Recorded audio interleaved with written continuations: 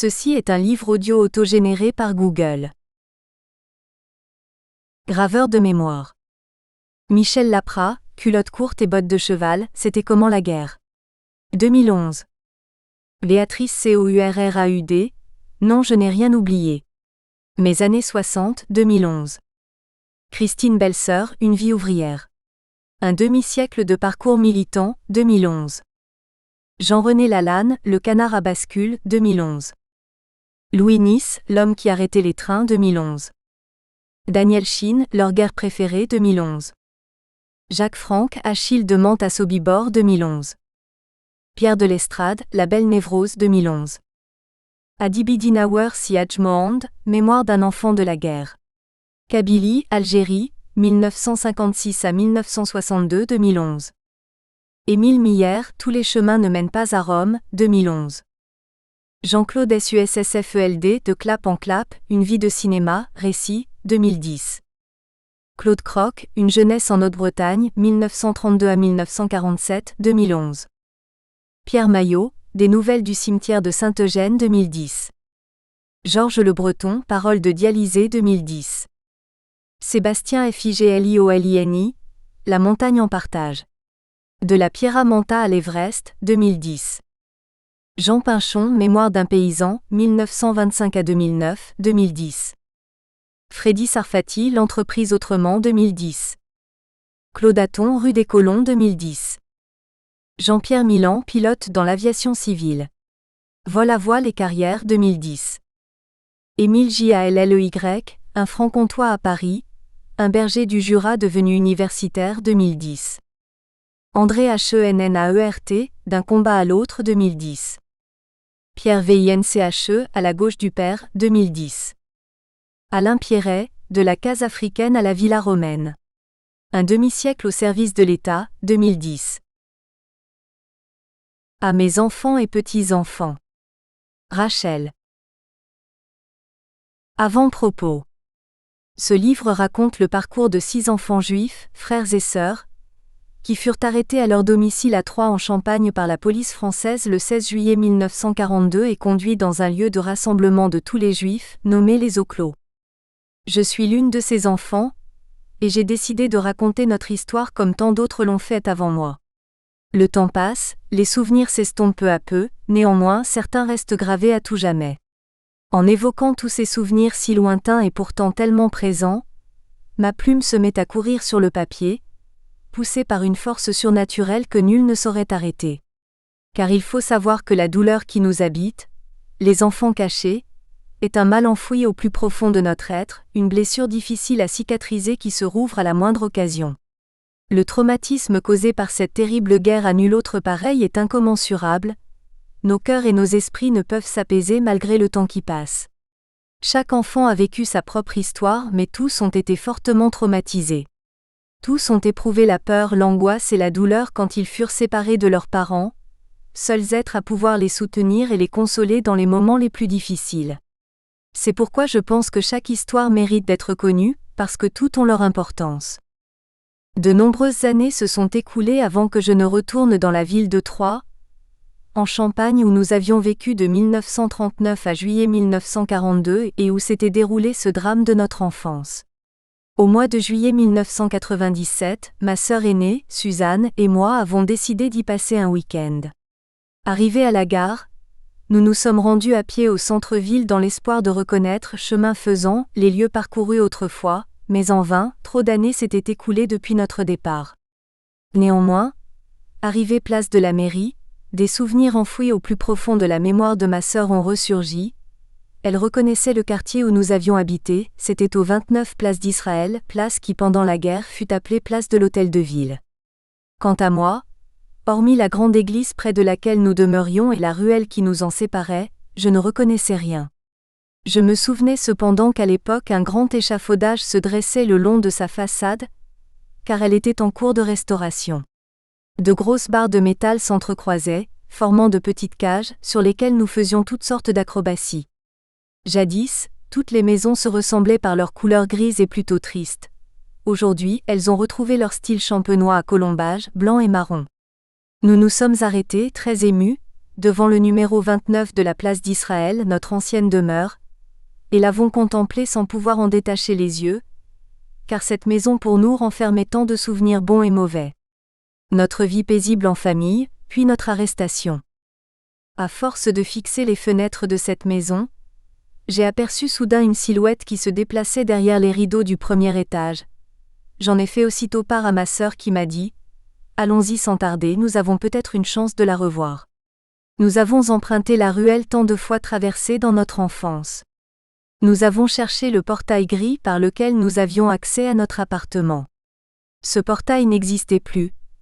Une petite porte de couleur marron le remplaçait, ce qui un instant a jeté le doute dans notre esprit. Ne faisions-nous pas une erreur? Étions-nous bien à la bonne adresse? Après cette courte hésitation, le doute s'est dissipé car l'emplacement était bien le même. Ma sœur en était convaincue. À peine avait-elle posé le doigt sur le bouton de la sonnette que la porte s'est ouverte, laissant apparaître un homme jeune, l'air étonné, qui nous a demandé « Que cherchez-vous » Nous lui avons raconté en quelques mots qu'en 1942 nous habitions dans cette maison, et que comme nous étions de passage dans la ville, l'envie de la revoir nous était venue. Alors nous avions tenté notre chance en sonnant à sa porte. Sans hésiter, il nous a invités à le suivre. Cette rencontre inattendue semblait l'intéresser. Nous avons monté derrière lui un escalier inconnu de nous, car les lieux avaient subi de nombreuses modifications. La cour où se trouvait la loge de la concierge n'existait plus. Elle avait été remplacée par un entrepôt de marchandises d'une grande laideur. Lorsque nous avons atteint le palier du premier étage, je l'ai reconnu de suite. J'ai revu au fond de ce couloir le petit placard dans lequel ma mère rangeait l'huile et le sucre. Aujourd'hui, celui-ci, après avoir subi quelques transformations intérieures, renferme un compteur électrique. Le petit escalier, avec sa rampe minuscule, qui conduisait au second étage n'a pas changé. Le temps semblait s'être arrêté là. Le plus dur cependant restait à faire. J'appréhendais de voir la porte de l'appartement s'ouvrir pour nous laisser passer. Mon cœur battait la chamade à l'idée de revoir ces lieux et peut-être de retrouver quelques souvenirs du passé. Cependant mon appréhension se dissipait, et j'avoue que j'éprouvais un soulagement à revisiter ces lieux. Tout avait été transformé. Les murs qui séparaient les trois petites pièces avaient été abattus pour faire un grand duplex avec coin cuisine. Le grenier avait été transformé en chambre à coucher. Pour y accéder, un petit escalier en bois partait du coin cuisine. Il ne restait plus aucune trace de notre passage. La salle de séjour était peinte d'une couleur tirant sur l'orange, pas de double rideau aux fenêtres. Un simple voile blanc laissait passer les rayons du soleil et la chaleur était intenable. Autrefois, c'était le contraire. Les murs qui séparaient les trois pièces empêchaient la lumière de pénétrer à l'intérieur, il y faisait plutôt sombre. Dans la chambre à coucher, nous avions de lourds doubles rideaux qui donnaient aussi de l'obscurité. Dans la salle principale, nous avions des meubles en bois de chêne et un divan sur lequel mon père se reposait quand il rentrait de son travail. Aujourd'hui, ce nouvel appartement était meublé de quelques meubles ultra-modernes. Une page de l'histoire était tournée. Après avoir visité l'appartement, ce qui fut vite fait étant donné sa surface, nous nous sommes mis à raconter le terrible jour de notre arrestation. L'homme nous écoutait attentivement et paraissait très surpris de voir à quel point notre mémoire était restée fidèle. Qui peut oublier un tel drame? Celui qui ne l'a pas vécu ne peut l'imaginer, et cela semblait être son cas. Il n'avait jamais entendu parler de cette arrestation massive de Juifs de l'année 1942. Ce souvenir était-il effacé de la mémoire des habitants de la ville? Nous avons quitté les lieux, un peu déçus, mais sans nous décourager pour autant. Un phénomène étrange s'était produit en moi, une déception mêlée d'un soulagement. Sur le pas de la porte, au moment de faire nos adieux, il nous a invités à revenir si le cœur nous en disait, et cette fois en présence de son épouse. Nous n'y sommes pas retournés, à quoi bon? Avant de poursuivre nos recherches, nous avons déjeuné dans un joli restaurant dans la vieille ville. Nous devions reprendre des forces car le parcours qui restait à faire était encore long. Ce jour-là, le soleil était au rendez-vous. Il faisait un peu trop chaud à notre goût, mais malgré cela, nous avons pratiquement fait le tour de la ville à la recherche de chaque endroit qui nous avait vu grandir. Nous avons poussé jusqu'à l'autre extrémité de Troyes, où se trouvait l'orphelinat Saint-Martin-Hézert. Un ancien couvent de religieuses où nous avions tous été placés après que des femmes de la Croix-Rouge nous eurent retirés des eaux clos, lieu où l'on avait rassemblé tous les Juifs arrêtés ce jour même, le 16 juillet 1942. Debout devant cette bâtisse qui nous avait abrités durant 4 mois, le film du passé se déroulait devant mes yeux et cela me causait une forte émotion. Nous avons pris quelques photos et sommes retournés au centre-ville. Dans la vieille ville régnait une atmosphère de vacances.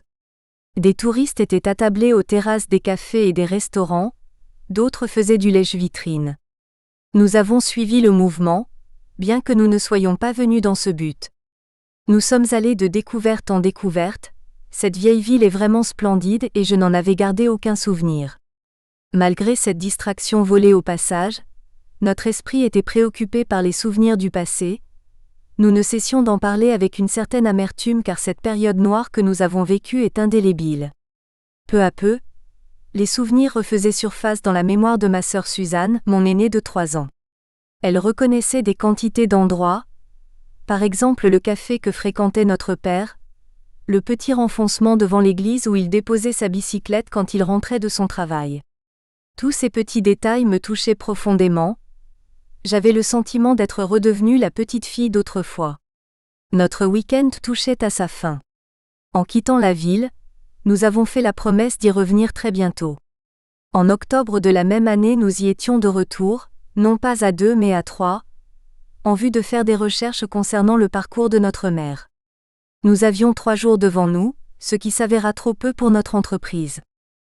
Le soir de notre arrivée, nous avons aussitôt contacté le grand rabbin de la ville. Nous étions en pleine fête de Soukhot, fête des cabanes chez les Juifs. Le rabbin nous a fait visiter la synagogue, nous avons assisté à l'office, ensuite nous avons longuement discuté car le rabbin Samoun semblait fort intéressé par notre visite. Nous avons été invités à dîner dans sa famille, et l'accueil reçu a été fort chaleureux. Il nous a donné quelques conseils pour nos recherches, que nous avons suivies, mais hélas sans succès. Nous avons quitté sa maison, les bras chargés de friandises, dattes d'Israël et petits gâteaux offerts par son épouse.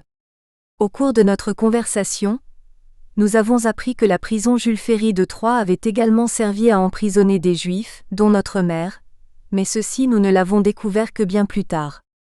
Nous nous sommes ensuite rendus aux archives départementales. Pendant 3 jours, nous avons remué ciel et terre sans trouver trace du passage de notre mère. L'ouragan qui s'était abattu sur la ville avait tout balayé sur son passage, ne laissant rien derrière lui. Nous sommes retournés à Saint-Martin-Hézert et cette fois, nous avons eu plus de chance, l'établissement était ouvert et nous avons eu droit à une visite exceptionnelle. Le couvent n'existe plus, il a été remplacé par un centre d'études et de recherche. Nous avons également retrouvé les eaux clos, lieu où nous avions été parqués après notre arrestation, et qui était réservé à la construction de l'hôpital de Troyes. Les Allemands avaient occupé l'endroit qui devint un camp d'internement pour les Juifs, et qui fonctionna sous direction allemande durant toute la guerre. Les travaux de cet hôpital avaient débuté en 1932, puis avaient été interrompus en 1939 en raison de la guerre. Les travaux reprirent en 1944 après la libération, et l'hôpital de Troyes fut inauguré en 1961. Nous n'avons pas reconnu les lieux bien entendu. Fatigués par nos longues marches, nous retrouvions le soir notre chambre d'hôtel et là, nos discussions se prolongeaient jusque tard dans la nuit, car nous ne pouvions trouver le sommeil. Nous constations que toutes ces années passées n'avaient pas atténué notre douleur, elle restait vive. Le jour du retour à Paris s'annonçait. Nous étions un peu déçus par nos démarches infructueuses, cependant je n'avais pas perdu courage car j'emportais dans ma valise des notes prises ici et là qui allaient m'être utiles pour écrire mon livre. J'avais décidé de retrouver coûte que coûte le parcours de ma mère. De retour à Paris, je me suis adressé au ministère de la Défense, dans le but d'obtenir une dérogation qui me permettrait de consulter les archives de toute la région de Champagne. Elle m'a été accordée, et de cette manière j'ai pu entreprendre mes recherches dans de meilleures conditions. Je me suis rendu aux archives à Troyes et à Reims, mais je n'ai pas trouvé les informations que je cherchais. J'ai adressé un courrier à de nombreuses administrations, en vain. Alors il m'est venu l'idée d'écrire aux anciens combattants qui m'ont fait savoir que sur les dires de ma mère, elle aurait été internée, de 1942 à 1944, tantôt à la prison Jules Ferry à Troyes en Champagne, tantôt aux eaux clos en alternance. J'ai découvert tout récemment, lors de nouvelles recherches, que ma mère avait été déportée à Birkenau en 1943 et qu'elle avait été rapatriée en mai 1945. Nous ne l'avions retrouvée qu'en juin 1945, à l'hôpital Rothschild, dans un état extrêmement grave. En ce qui concerne mon père, j'ai retrouvé des documents retraçant son parcours. Des eaux clos, il fut envoyé à Drancy où il resta jusqu'au 27 juillet 1942 et ce jour même, il fut déporté au camp d'extermination d'Auschwitz. À notre retour à Paris, une délégation composée de membres de la famille nous attendait à la gare. Il a fallu raconter notre séjour de A à Z, sans oublier aucun détail. Notre voyage avait suscité la curiosité de tous. Chacun brûlait d'impatience de savoir les résultats de nos démarches. On m'appelait Janine. Je commencerai tout simplement par « Il était une fois une petite fille, comme toutes les petites filles du monde, qui voulait grandir et s'épanouir au sein de sa famille dans la chaleur de son foyer, entourée d'amour et de bonheur comme le souhaitent tous les enfants du monde.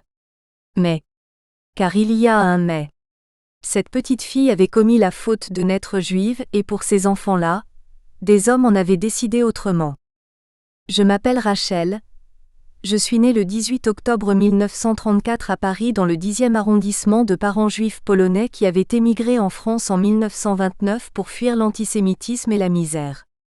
Ils s'installèrent dans le quartier juif du 4e arrondissement, où ils vécurent jusqu'en 1939. Je me souviens qu'à la maison, ma mère m'appelait Janine et mon père Jeannette. J'avais 6 ans quand je compris que ce prénom allait servir à cacher mon identité aux yeux des Allemands, et des Français également. Je m'y habituais, et mon véritable prénom glissa lentement dans l'oubli pour de nombreuses années. Quand la guerre fut terminée, je voulus garder ce prénom car mon véritable prénom me faisait honte et de surcroît, ajouté à mon nom de famille, Samuel, cela sonnait trop juif à mon oreille. La peur d'être rejeté par les autres, les non-juifs, m'habitait toujours. Grâce à Dieu cela ne dura pas, car au fond de mon être, une étincelle de judaïsme scintillait encore qui se raviva. Après de nombreuses années, je finis par accepter ma véritable identité, j'en informai mes proches qui eurent bien du mal à comprendre ce brusque revirement. Je venais de comprendre que ce prénom qui m'avait servi de couverture n'avait plus de raison d'être, et je regardais mon véritable prénom d'un œil différent.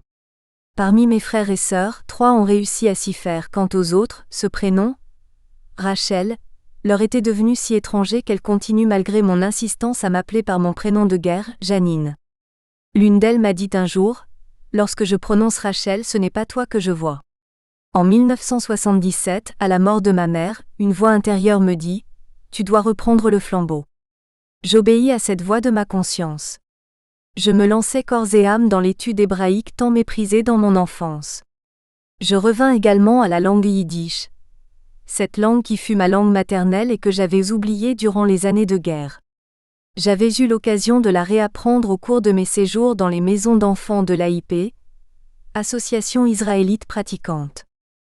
Quand mes parents quittèrent la Pologne, leur pays natal, Nous espérons que vous avez apprécié cet aperçu. Pour continuer à écouter ce livre audio sur Google Play Livres, utilisez le lien dans la description de la vidéo.